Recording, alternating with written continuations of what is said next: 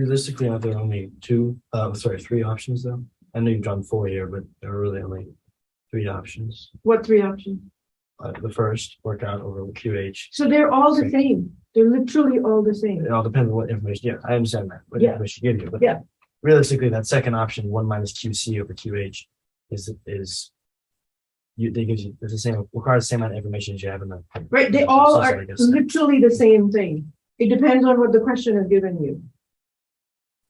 But in reality, yes, it will be Q. If you were looking at a power station, you will only look at TC and TH. It is very hard to figure out QC and QH. Right? Yeah, exactly. So such as like the only thing you'll know is TC and TH. And also, even in that case, the TC may change depending on atmospheric conditions. Right? Between the winter and the summer. If your power plant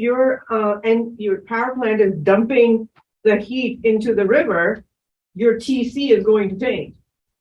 Because it's the river water that's going to define what your TC is. Right? So yes, in reality, this is why we're not engineers yet. At least I'm not. Right? Okay. So if our reality is that terrible, can I make some assumptions that will make my life easy? And the answer is yes. And those are called cold air standard assumptions.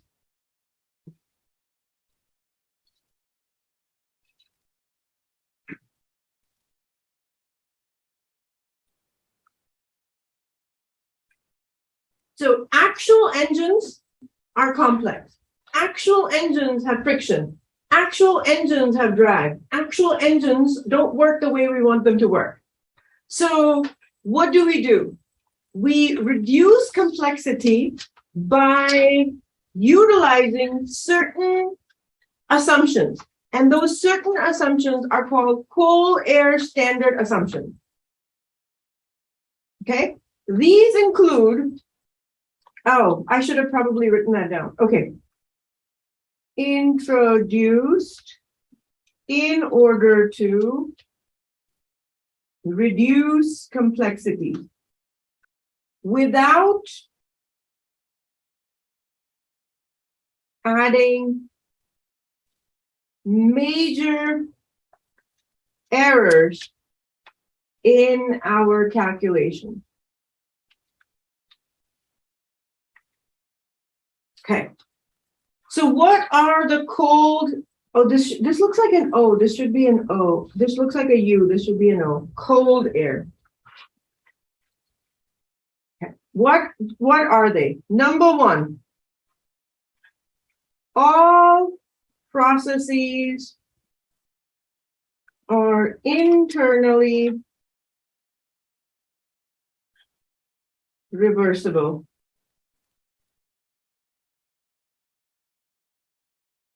Combustion process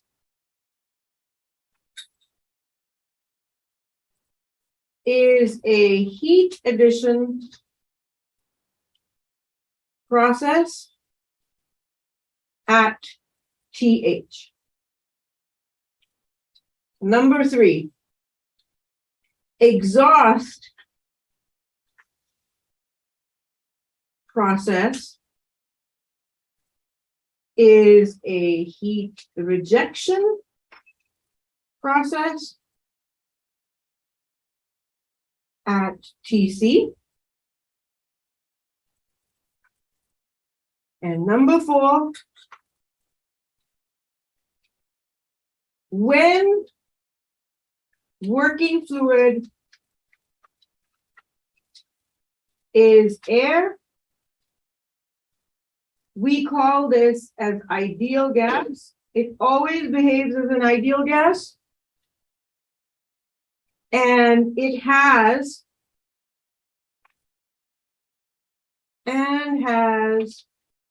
CV taken to be the value at 25 degrees Celsius.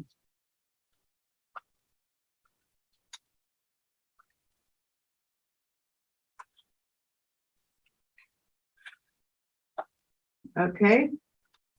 Thank you. So this is what a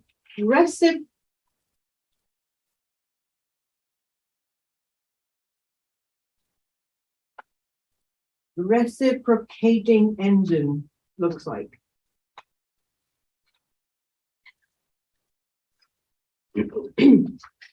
It's basically a piston and cylinder contraption. We talked about this. It is a piston and cylinder contraption.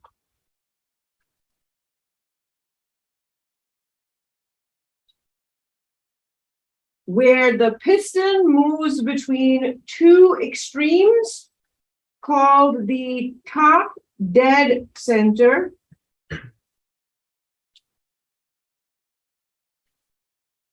and the bottom dead center.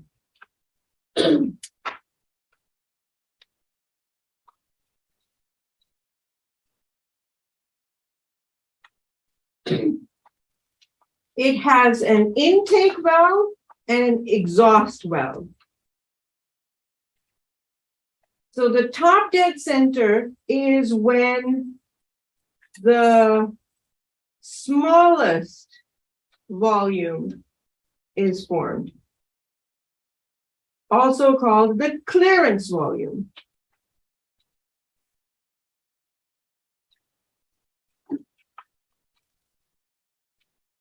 And the bottom dead center is when it has the largest volume. And that's called displacement V. So another term that's very important is called compression ratio.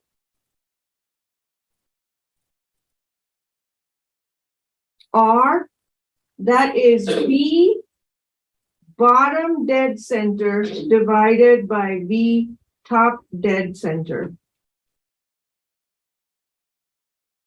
Or try to remember it in a way that it is the ratio between max and min.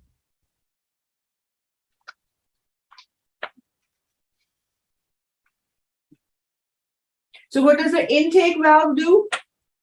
Ejects. What does the exhaust valve do? Done. Okay. And when the intake valve is open, the exhaust one is closed. When the intake valve is closed, the exhaust valve is open. And all the cycles run in between these 2 points. It's almost like one is the one way. It's like they're both one way valves that are opposites of each other. Yeah, that's exactly what it is. But we'll talk about these cycles. So guys, we will do auto cycle today, which will be our spark engine. And then you guys will do diesel, right? Okay.